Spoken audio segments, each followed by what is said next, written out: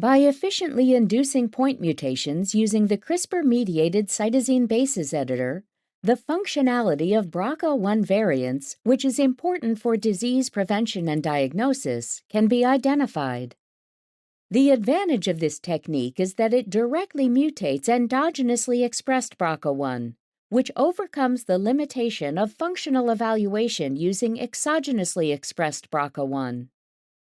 Identification of the loss-of-function mutations of BRCA1 can be used to predict the chance of developing cancers associated with BRCA1 mutations, such as breast, ovarian, prostate, and pancreatic cancers.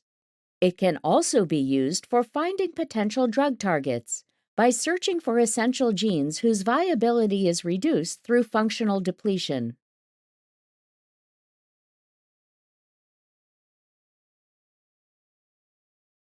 To begin, obtain the BRCA1 genome sequence from GeneBank at NCBI and search the 20 base pair target sites with the protospacer adjacent motif sequence, NGG and CCN, around the mutation of interest.